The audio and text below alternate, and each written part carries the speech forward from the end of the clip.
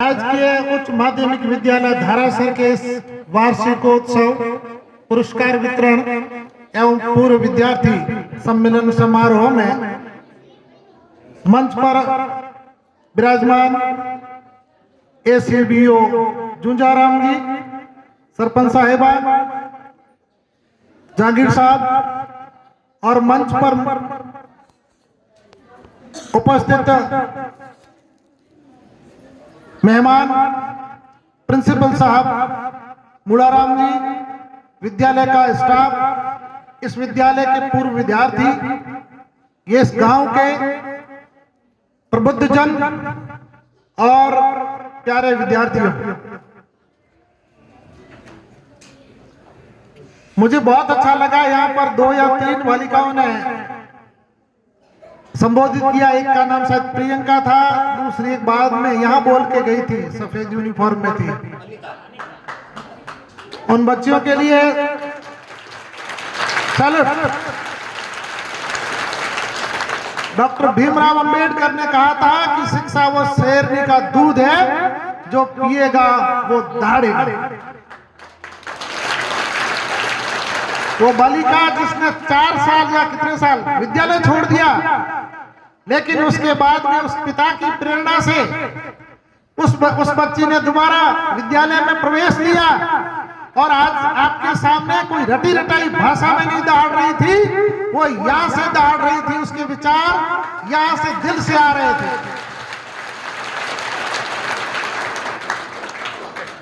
और वो शेरनी का दूध जो जितना ज्यादा पिएगा वो उतना ही ज्यादा दहाड़ेगा।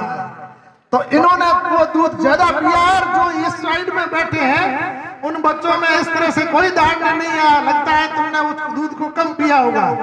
उसी क्लास में सभी को, यानी वही आपकी क्लास है, उसी क्लास में बैठते हो, वही शिक्षक आपको अध्ययन करवा रहे हैं, लेकिन आप में वो दहाड़ नहीं है। मैं दोबारा वास्तव में विद्यालय का स्टाफ, इन बालिकाओं के जो परिजन है उनका बहुत अच्छा मार्गदर्शन करें। यदि वो पढ़े लिखे हैं तो अच्छी बात है, और नहीं है तो उनका आप बिल्कुल उस रेगुलरली इन बालिकाओं को मॉनिटर करें।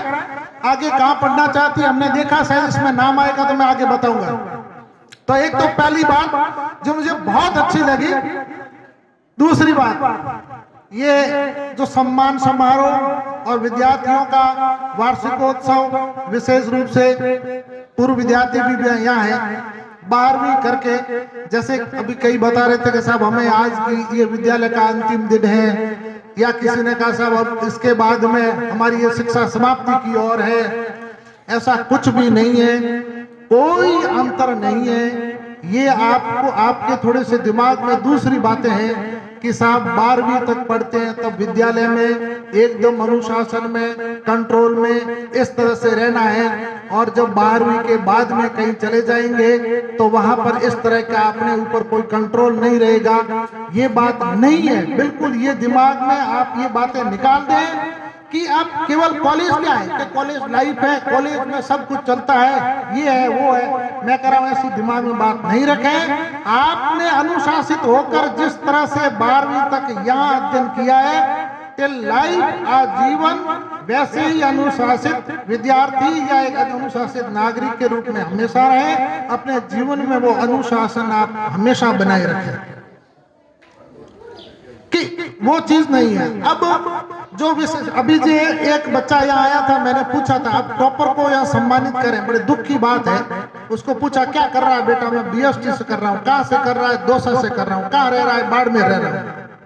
ये मतलब ये विशेष रूप से जो अभिभावक आए हैं, मैं आपसे ये निवेदन करता हूं, मैं as a police officer Jhalawar, Pratapgarh इन जिलों में रहा हूं। BSTC के बहुत कॉलेज है साहब, मेरे पास एक फोन अधिकतर जो है फोन आते हैं कि साहब हमारा बच्चा, या खुद बच्चे का फोन आता है साहब मैं वहां पढ़ रहा हूँ, BSTC कॉलेज है, मैं साल भर जाना नहीं चाहता हूँ, 30,000 रुपये मांग रहे हैं, 10,000 आप कम करवाओ दे, मैं 20,000 भर दूंगा। अब आप बताइए वो 20,000 घर बैठा भर के वो BSTC की, B.Ed की या दूसरी कोई डिग्री लाएगा, BSc B.Ed करेगा, बताओ वो बच्चा क्या करेगा? आप भी बता दो, क्या आप एक अच्छा निर्णय ले रहे हो? उस डिग्री को क्या करोगे? आप इस बात पर मनन करिए, चिंतन करिए कि अपन कर क्या रहे हैं। मैं कह रहा हूं आप विशेष रूप से यहाँ से जो विद्यार्थी विदा हो रहे हैं उनकी इस तरह की मॉनिटरिंग करें। माँ बाप को, अभिभावकों को जो यहाँ आए हुए हैं, कम से कम आप लोग तो ऐसा निर्णय नहीं लें अपनी बेटियों को, बच्चियों को घर पर बिठाकर और बाहर से BSTC BSc B.Ed करवा लें या BSc B.Ed जो आपके वो करवा लें, BA B.Ed करवा लें। ऐसा नहीं करें, ये अच्छी परंपरा नहीं है, अच्छी चीज नहीं है, ये कतई किसी प्रकार की गुणवत्तापूर्ण शिक्षा नहीं है। बाकी आपकी मर्जी है। अब जो 12वीं के विशेष रूप से विद्यार्थी हैं, हमने एक अभी सर्वे भी किया था। मेरा निवेदन है 12वीं का ही नहीं, जब 10वीं का विद्यार्थी होता है तो उसी समय से 9-10 से ही पहले भी बताया गया कि अपने को अपना एक लक्ष्य निर्धारित कर लेना चाहिए, अपना एक टारगेट होना चाहिए कि हमें भविष्य में क्या करना है। अब आप सोचेंगे कि साहब लक्ष्य में तो केवल यही होता है कि कौन सी नौकरी लगना है। ऐसा कदापि नहीं होता है, कोई नौकरी लगना जरूरी नहीं है, लेकिन कोई न कोई एक चीज, अपना एक टारगेट होना चाहिए। उसमें से मुख्य अपना टारगेट रखते हैं कोई एक सरकारी सेवा। सरकारी सेवा के अलावा प्राइवेट जॉब भी खूब है और आजकल तो नेशनल और विदेशों में भी जाते हैं। पीछे हमारा राम जी बैठे हैं, इनकी बेटी अमेरिका में पढ़ रही है। तो मेरे कहने का मतलब आप एक लक्ष्य तय करिए। तो वो लक्ष्य कैसे तय करना है? लक्ष्य आपके माता पिता यदि पढ़े लिखे हैं, यदि वो समझदार है, उनसे बात करिए, पहली बात। दूसरी बात, आपके जो खुद की रुचि है, आपका स्किल है, आप किसमें आगे जाना चाहते हो, यदि उस आपकी रुचि, आपके माता पिता के विचार, तीसरा आपके जो गुरुजन है, इन तीनों से आप पूछकर एक अपना कोई न कोई टारगेट तय कर दीजिए। आपको ये भी ध्यान नहीं है, मैं आपको कहना चाहता हूं, यहाँ पर 5 ऐसे बालक बालिकाएं जिन्होंने कहा था हमें डॉक्टर बनना है। और डॉक्टर कहां से बनना है पता है? कौन सी कॉलेज से? मालानी कॉलेज चौटन। ये कॉलेज कहां डॉक्टर बनाती है? डॉक्टर बन रहे हैं कहां से सब? मालानी कॉलेज चौटन से। 5 कौन से नाम नहीं बताऊंगा, बाद में देख लेना। तो मेरे कहने का मतलब आप बिल्कुल ही क्लियर नहीं है, मतलब कहीं कोई अता पता ही नहीं, कहीं के किस लोग की बात कर रहे हो कि डॉक्टर। अरे बेटे बेटियों, डॉक्टर बनता है, वैसे एक एकेडमिक डॉक्टर भी होता है, परंतु वो तो बात की चीज है। लेकिन जो डॉक्टर होता है वो 10वीं के बाद में साइंस बायोलॉजी लेनी पड़ती है। और आपके धारासर में तो साइंस बायोलॉजी है ही नहीं, आप पढ़े ही आर्ट्स से भाई। आपने 12th आर्ट्स से की है और अब कह रहे हो साहब हमें तो डॉक्टर बनना है, और वो भी 5 नहीं लिखा साहब, हमें तो मालानी कॉलेज से बनना है।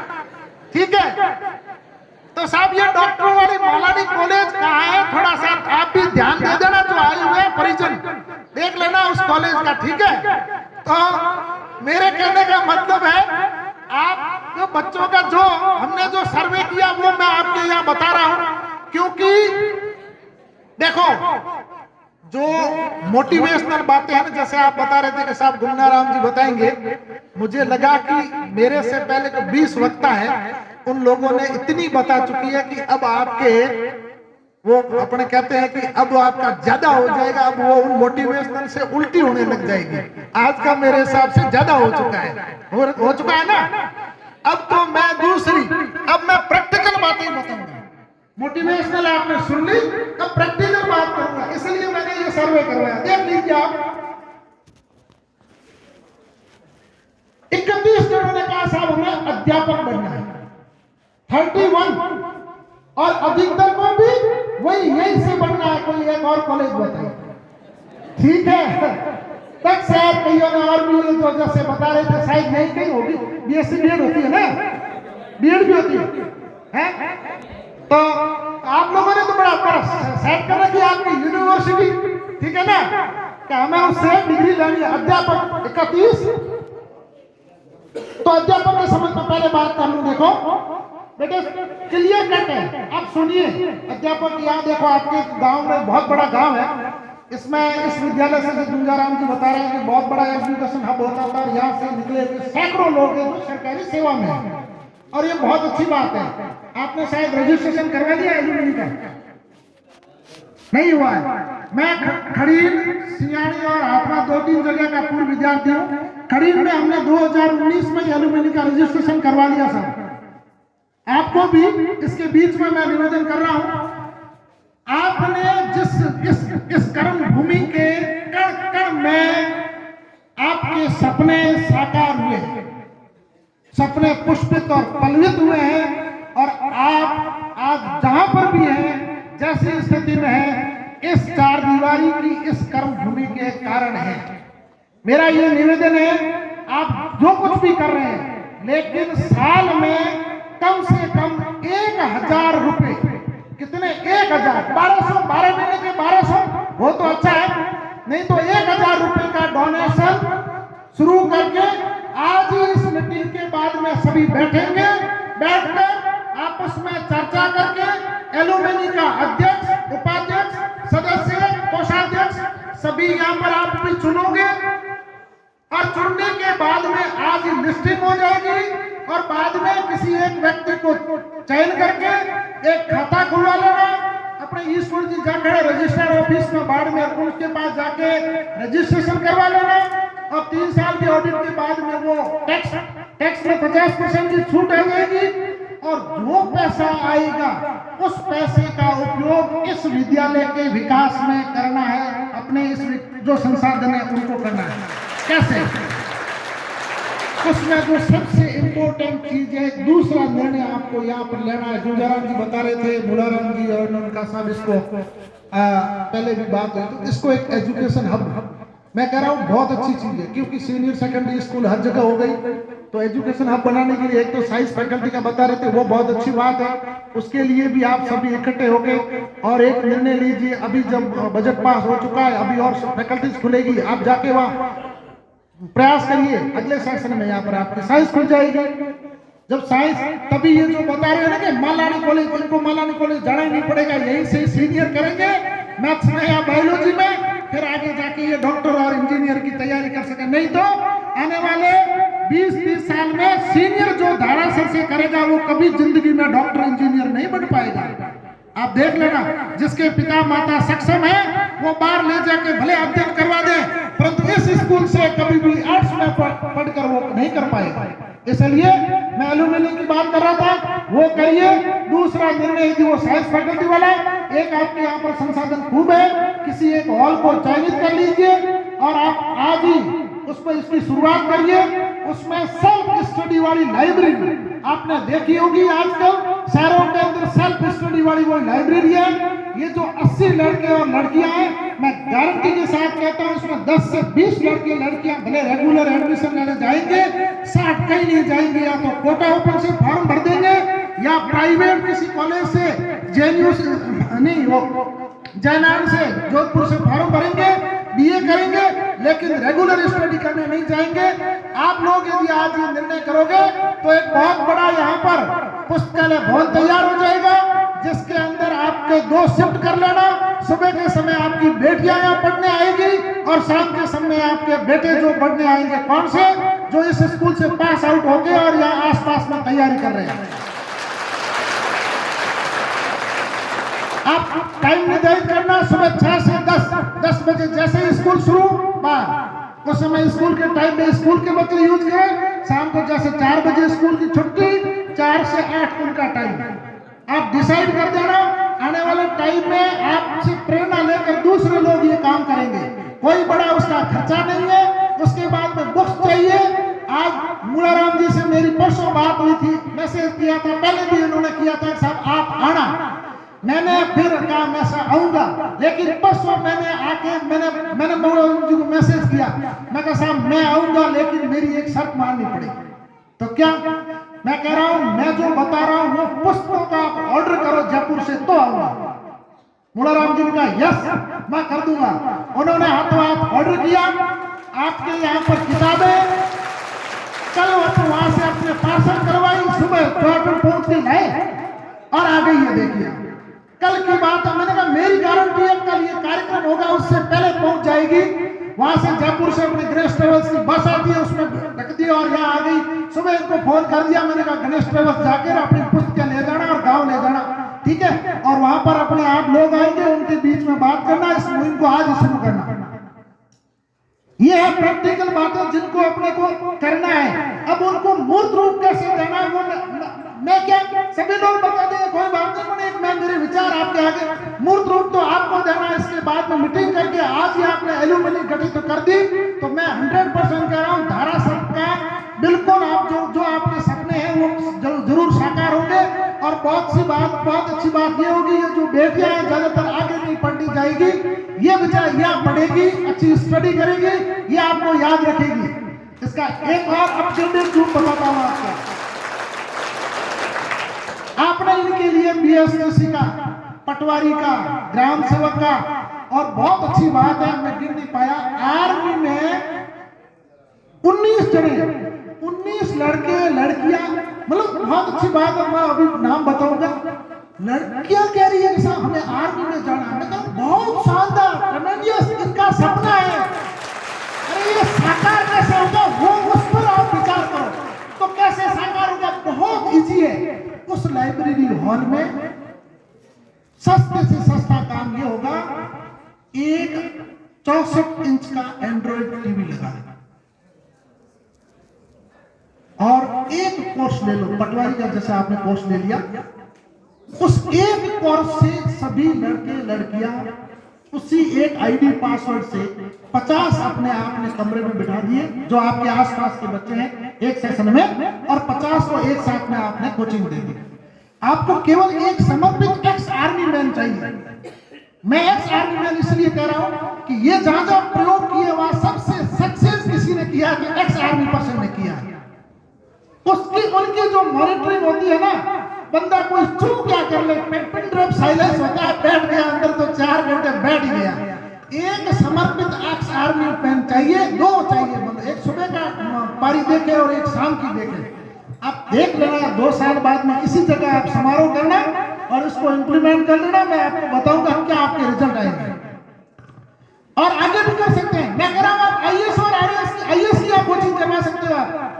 इन्हीं बच्चों से इंटेलिजेंट जिन्होंने अभी लिखा है 2-3 में मैं आईएएस की कोचिंग करवाना चाहता हूं। एक कोर्स ले लो, लाख रुपए लगते हैं। आपने 50 बच्चों को बिठाकर उसी कोर्स में सभी को 1 लाख रुपए में साल भर की कोचिंग करवा दी।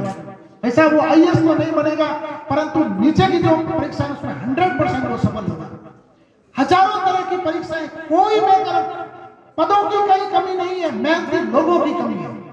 तो ये अपग्रेडेड रूम है, वो तो सेकंड है, परंतु फर्स्ट आप केवल ये निर्णय तो आप जरूर करना कि हमें उस पुस्तकालय को तैयार करना और उसके लिए पुस्तकें खरीदनी है।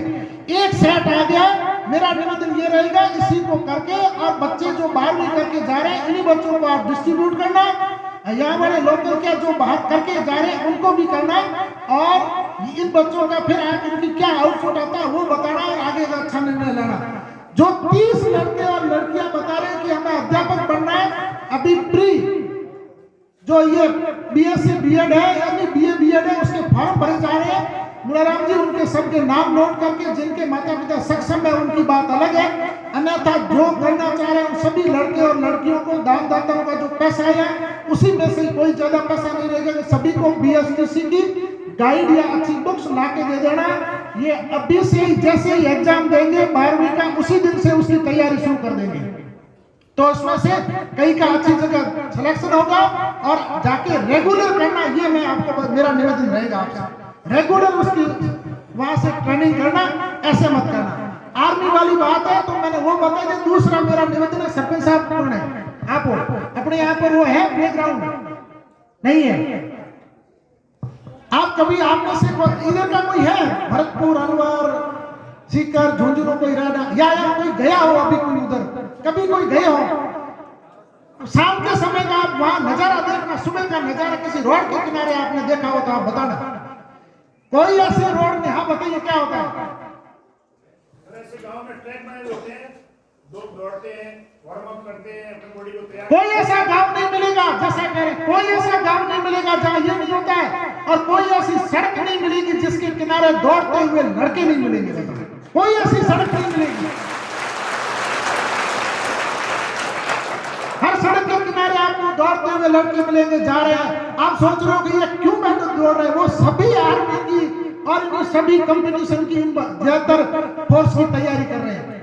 तो मेरा निवेदन है, आप यहाँ पर यदि आपकी जमीन उपलब्ध है, खेल मैदान होगा, 400 मीटर का ट्रैक बना दो, और जो ये जितने भी आर्मी के लिए जितने मिनिमम चाहिए वो एक अपने बाड़मेर आदर्श जी है उनसे पूछ रहे हैं, और भी है कोई एक्स आर्मी मैन, उनको ध्यान है, ये डिफेंस एकेडमी वाले हैं उनको सब ध्यान है, उनको ला के उसमें मिनिमम जितनी भी चीजें वो करवा लें। एक एक्स आर्मी पर्सन को उसी में लगा के, या भले नहीं लगाए, गांव वाले बच्चों को या बुलाए, प्रतिदिन उसमें एक जुनून पैदा कर दें। 6 महीने आपको मेहनत करनी पड़ेगी, 6 महीने के बाद में ऑटोमेटिकली यहाँ वैसे ही आने लग जाएंगे, आपको कुछ भी नहीं करना पड़ेगा। लेकिन सरपंच साहब, इसके लिए यदि जमीन उपलब्ध है तो ये काम जरूर करना। बच्चों का यदि सपना साकार करना हो, और ये 19 लड़के हैं, इनको एस के गाइड, यदि आर्मी में जाना चाहते हैं, एयरफोर्स वाले तो ये होंगे नहीं क्योंकि इनके फिजिक्स और मैथ्स नहीं है, नॉन टेक्निकल ग्रेड वाई में चले जाए तो अलग बात है, उनके लिए लूसेंट भी आती है, अन्यथा इनको 19 सक्षम है तो नहीं है, सक्षम है तो कोई बात नहीं है तो प्लीज भले इसी में दें, लेकिन यहाँ मैं कह रहा हूँ इस गांव में दान दाताओं की और देने वालों की कोई कमी नहीं है, आप देना कोई मना नहीं करेगा। इस अच्छे काम के लिए इन सभी के नाम है, उनको सबको उपलब्ध करवाना, ये मेरा निवेदन रहेगा। 11 जून का मैं अच्छा इंसान बनना, बहुत अच्छी बात, 3 का कोई लक्ष्य है नहीं। अब मैं जो विशेष बात करना चाह रहा हूँ, 2 ऐसे बंदे हैं जिन्होंने कहा था मैं आईएएस बनना है।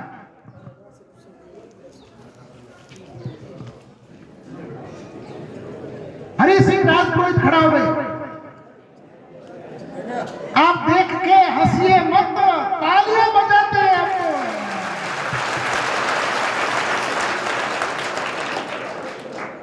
बंदे ना देखो, मेरा लक्ष्य आईपीएस बनने का है, इसलिए मैं यूपीएससी की तैयारी करूंगा रेगुलर।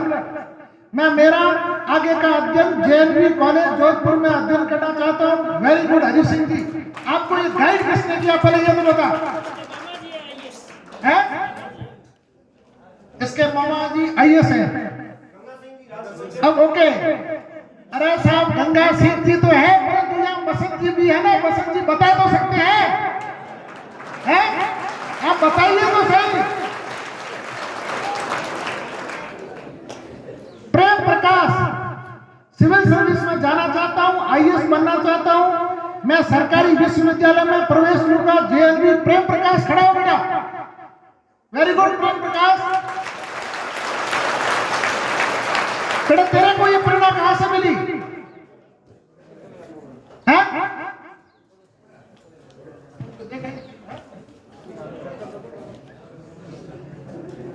मैं 3 साल से बीएससी करूंगा, एक कॉलेज में 3 साल पूरा करूंगा, आगे आईएएस और आईपीएस का लक्ष्य सोचता हूं, और जयपुर पढ़ने के लिए जाऊंगा, मेरे आगे का लक्ष्य है, मैं आगे तैयारी करूंगा। नाम है प्रेम सिंह राजपुरोहित, खड़ा हो भाई, तालियां इसके लिए।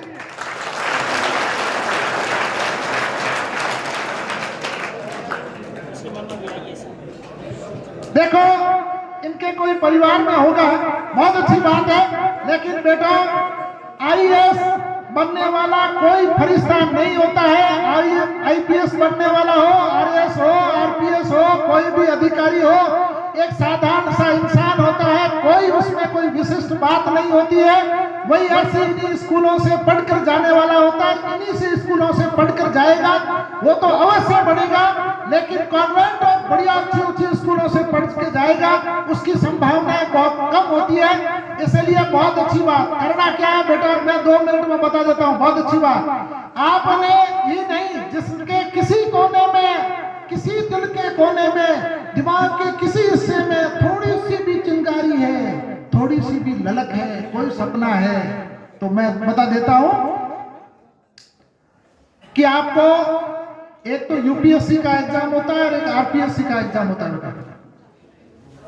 आईएएस और आईपीएस बनने के लिए कोई भी बड़ी योग्यता नहीं है, कोई परसेंटेज नहीं है, बड़ी चीज है, ध्यान रखना, कोई प्रतिशत नहीं है, केवल बीएससी, बीए, बीकॉम या कोई भी ग्रेजुएशन की डिग्री होनी चाहिए। पहली बात, 21 साल की उम्र हो, और वहां पर दो चरणों की परीक्षा होती है। पहली जो प्री का एग्जाम होता है, जिसमें जीके का पेपर होता है, न केवल आईएएस, किसी भी यदि आप कंपटीशन का एग्जाम फाइट करोगे, 7 ऐसे विषय हैं जिनके बारे में आपको तैयारी करनी है। कौन से 7 विषय? उनमें से ज्यादातर तो आप पढ़ रहे हैं, history, political, geography, economics, general science, mental ability और मैथ्स, करंट।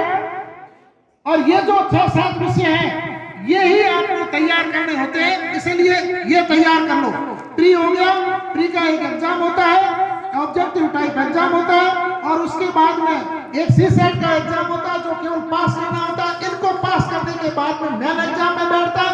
मेन एग्जाम के अंदर 7 पेपर होते हैं, 4 पेपर होते हैं जीके के, 5वां एक निबंध लिखना होता है, और 6ठा और 7वां कोई एक ऑप्शनल सब्जेक्ट का होता है। बाद में 200 नंबर का एक इंटरव्यू दिल्ली में यूपीएससी में होता है, और जैसे ही वो इंटरव्यू आप फाइट करते हो, ऑल इंडिया लेवल की एक मेरिट बनती है, और मेरिट जैसे ही बनेगी तो इस भीड़ में बैठा हुआ कोई 1 या 2 का जब सिलेक्शन होगा तो हम सब आपको दाद देंगे और यहाँ लाके सम्मानित करेंगे। कोई बड़ी चीज नहीं है, आप में से बनेंगे, लेकिन जो चीज चाहिए, कहते हैं ना, जो पानी से नहाता है वो कपड़े बदलता है, और जो पसीने से नहाता है वो इतिहास बदलता है। तो आपको इतिहास बदलना है, पसीने से नहाना है, आपको मेहनत करनी है, और उस मेहनत की बदौलत ही आपको जो कुछ मिलेगा वो सैम आरएस का है। 4 पेपर होते हैं, उसमें हिंदी इंग्लिश भी होती है, और GK first, GK second, GK third, Hindi